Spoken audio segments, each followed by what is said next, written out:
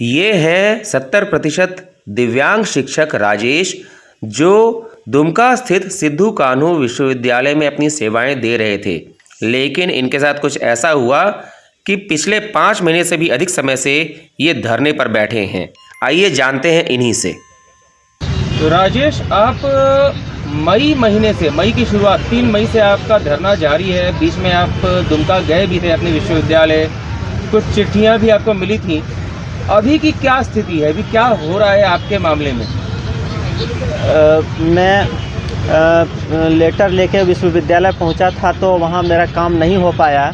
मुझे अंदर नहीं घुसने दिया गया विश्वविद्यालय में, और मेरे साथ लगातार पहले भी इस तरह की घटनाएं होते रहा था। जब भी मैं विश्वविद्यालय अनशन करने के बाद जाता हूं तो मुझे वहां रोका जाता है, अंदर नहीं जाने दिया जाता है। और वहां से आने के बाद में बहुत लोगों से मैं भेंट किया इस दौरान, और मुझे आश्वासन बहुत जगह से मिला।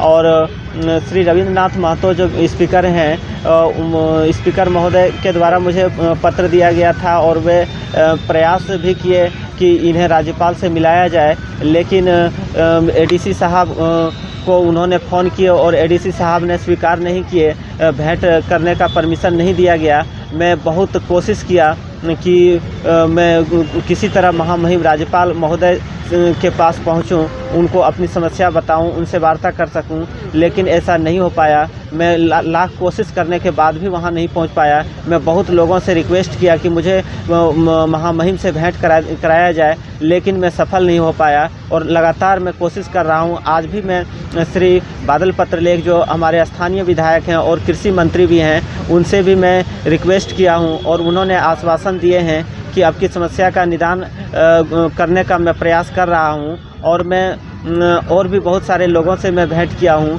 प्रमुख विपक्षी पार्टियों से भी मैं संपर्क किया हूं, और उन लोगों ने भी आश्वासन दिए हैं कि आपकी समस्या का निदान किया जाएगा।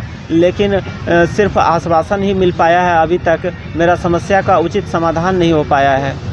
आप जब सिद्धू कान्हू विश्वविद्यालय में टीचिंग का काम कर रहे थे, पढ़ा रहे थे, उस समय आपको हटाने के पीछे क्या आधार बताया गया था? मैं जब नेट क्वालिफाई किया था अर्थशास्त्र विषय से, और मेरा नाम पेपर में आया था, तब मुझे वहां रखा गया कि यहाँ टीचर का कमी है, पीजी डिपार्टमेंट में आप पढ़ाइए, इसके बदले में जो भी घंटी आधारित टीचर को दिया जाता है आपको भी दिया जाएगा।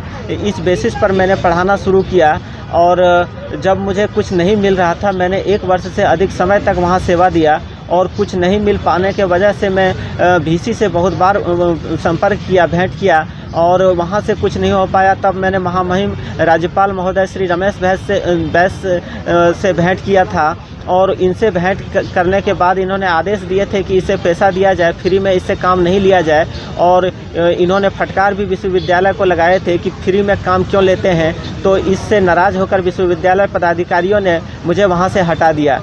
और तब मैंने बहुत कोशिश किया, विश्वविद्यालय के पदाधिकारियों को समझाने का प्रयास मैंने किया, लेकिन मैं समझा नहीं पाया, मैं सफल नहीं हो सका। मैंने 3 बार तब अनशन भी वहाँ किया, लेकिन कुछ नहीं हो पाया। तब मैं 3 मई से यहाँ लगातार आके बैठा हुआ हूँ, और मैं चाहता हूँ कि मुझे फिर से वहाँ रखा जाए, मुझे हटाया नहीं जाए। मैं 70% दिव्यांग हूँ, मैं 2 बार नेट क्वालिफाई किया हूँ अर्थशास्त्र विषय से, तो मेरे साथ न्याय किया जाए, लेकिन मुझे अब तक न्याय नहीं मिल पाया है। मुझे फिर से नहीं रखने को तैयार है विश्वविद्यालय। मुझे 3 पत्र यहाँ से दिया गया है कि आप फिर से वहाँ जाके पढ़ाइए। उच्च एवं तकनीकी शिक्षा विभाग की ओर से पहला पत्र जारी किया गया था, उसके बाद माननीय विधानसभा अध्यक्ष महोदय के द्वारा पत्र दिया गया था, और उसके बाद श्री अर्जुन मुंडा जो केंद्रीय मंत्री हैं, उनके आप्त सचिव भी लेटर जारी किए हैं कि आप फिर से वहां जाके पढ़ाइए। लेकिन विश्वविद्यालय के पदाधिकारी ये स्वीकार नहीं कर रहे हैं, ये मानने को तैयार नहीं है कि इसे फिर से पढ़ाने दिया जाए। मुझे लगता है, विश्वास है मुझे कि महामहिम राज्यपाल महोदय यदि आदेश देंगे, और तो इनके आदेश का पालन होगा, ज़रूर होगा, क्योंकि ये सर्वोसर्वा हैं, विश्वविद्यालय के सर्वोसर्वा महामहिम राज्यपाल होते हैं। और तो इनका जो आदेश होगा वे विश्वविद्यालय मानने को तैयार होंगे। Bureau report, Ranchi.